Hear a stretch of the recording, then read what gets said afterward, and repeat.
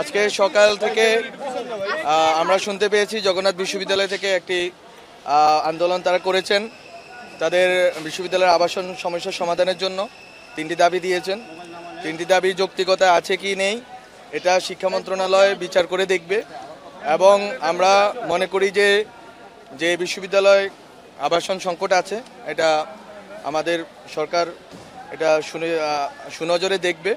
এবং যে বাজেট আছে আগামী বাজেটে তারা বলার চেষ্টা করেছেন আগামী বাজেটে যাতে তাদের আবাসন ভাতা 70% করা হোক, সেটা কত পার্সেন্ট করা যায় এটা আলোচনা সাপেক্ষ। তারপর তারা বলেছেন যে তাদের দ্বিতীয় ক্যাম্পাসে যে কার্যক্রম চলছে এই কার্যক্রম যাতে ত্বরান্বিত হয়। আমরাও এটা আশা করি যে খুবই শীঘ্রই তাদের কাজগুলো হবে যাতে তারা রিলোকেট করতে পারেন কেরানীগঞ্জে যেখানে আছে। এবং তাদের আরেকটি দাবি আছে বাজেট না কমানোর জন্য, এবং যে সামনের বাজেট আছে যাতে বাজেট বরাদ্দ তাদের বাড়িয়ে দেওয়া হয়। অন্যান্য বিশ্ববিদ্যালয়ের তুলনায় তাদের বাজেট অপ্রতুল তারা মনে করছেন।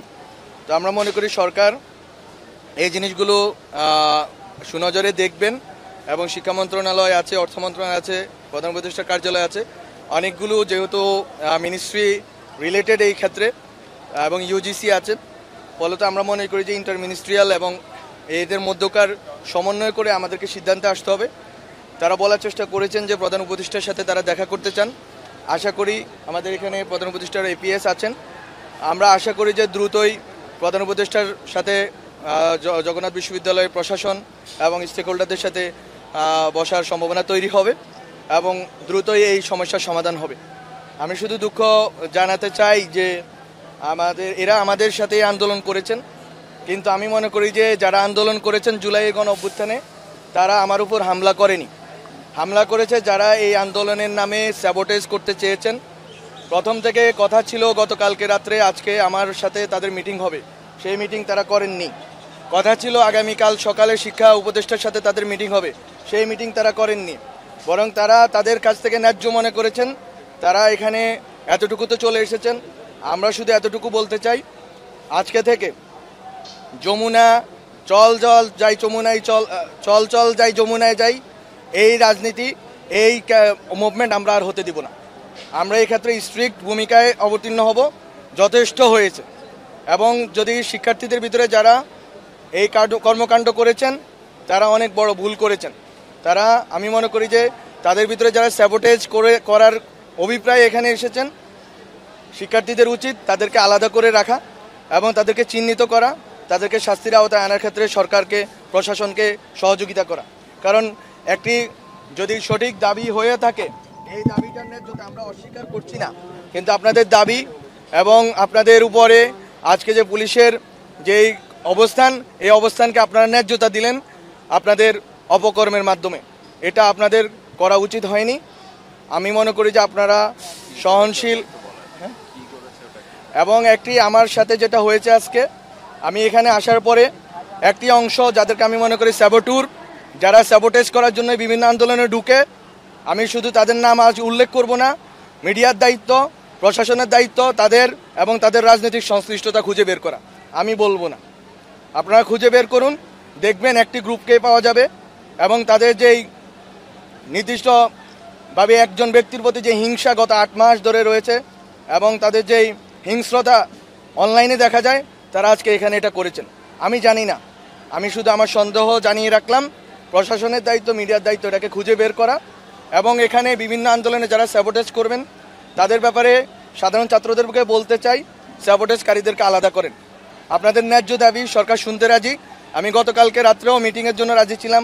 আজকে রাত্রে আমার সাথে 9টায় মিটিং হওয়ার কথা ছিল, আগামীকাল সকালে মিটিং হওয়ার কথা ছিল। কিভাবে হুট করে এই মিছিলটা সেই পুরান ঢাকা থেকে কাকরাইল পর্যন্ত এসে পৌঁছেছে আমরা জানি না।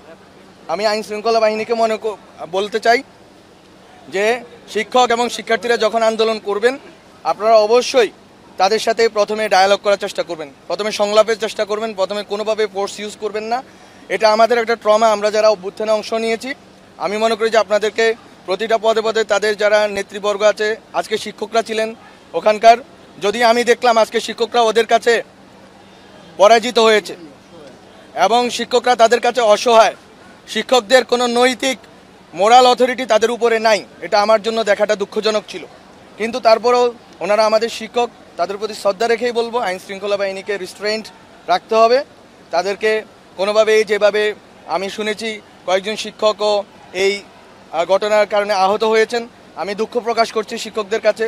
শিক্ষার্থীদেরকে বলবো আন্দোলনের ক্ষেত্রে আপনারা আগে, যে কোনো আন্দোলনের ক্ষেত্রে, যে কোনো ন্যায্য আন্দোলনে সরকার শুনতে রাজি আছে, বসতে রাজি আছে, কথা বলতে রাজি আছে। আমি এখানে আপনারা মিডিয়ার লাইন দাঁড় করিয়েছেন, আমি কিন্তু 30 মিটার দূরে গিয়ে তাদের সামনে গিয়ে কথা বলতে চেয়েছি। তারা কিন্তু এটার মর্যাদা রক্ষা করতে পারেনি, সেটা তারা করতে পারেনি। তারা হয়তো বুঝতে পারবে আশা করি। কিন্তু আমার কথা হচ্ছে আমরা বসতে চাই, আমরা এই অ্যাটিটিউডটা দেখাইতে চাই যে এই সরকার সবার কথা শুনে এবং শুনে যেটা ন্যায্য মনে করে সেটা করার জন্য চেষ্টা করে, সর্বোচ্চ চেষ্টা করে। এবং আপনাদের যে কোনো আন্দোলন দাবি, এক্ষেত্রে আইন শৃঙ্খলা বাহিনীকে রেস্ট্রেন্ট রাখতে হবে এবং যারা দাবি দেওয়া আদায়ের জন্য নামবেন তাদেরকে শুরুতেই শাহবাগে, কাকরাইলে, যমুনায় নেমে না পড়ে চেষ্টা করবেন যে অথরিটি আছে তাদের সাথে আগে কথা বলার জন্য। এই কথা বলার ডায়ালগের সংলাপের মাধ্যমে আমি মনে করি যে আপনাদের অনেক সমস্যার সমাধান হবে এবং অন্তর্বর্তীকালীন সরকার যেহেতু গণ অভ্যুত্থানের ন্যায্যতার ভিত্তিতে সরকার, জনগণের কথা শোনাই তার কাজ, জনগণের কথা, বিশেষ করে শিক্ষার্থীদের কথা অন্তর্বর্তীকালীন সরকার শুনবে। তো এই ছিল আমার পক্ষ থেকে। আপনাদের যদি কোনো প্রশ্ন থাকে নিব, বাট আমার পক্ষ থেকে এই কথা শেষ। জগন্নাথ বিশ্ববিদ্যালয়ের আবাসন সংকট সমাধানের জন্য আমরা ডক্টর মোহাম্মদ ইউনূস আজকে এই ব্যাপারে অবগত হয়েছেন, যেটা আমাদের জগন্নাথ বিশ্ববিদ্যালয়ের ভাইস চ্যান্সেলর মহোদয় বলেছেন এবং অন্যান্য শিক্ষা মন্ত্রণালয়ের যেই রিলেভেন্ট মিনিস্ট্রিগুলো বলেছে তারাও অবগত আছেন। আশা করি খুব দ্রুতই তাদের সংকট দূরীভূত হবে, বিশেষ করে বাজেটের ক্ষেত্রে।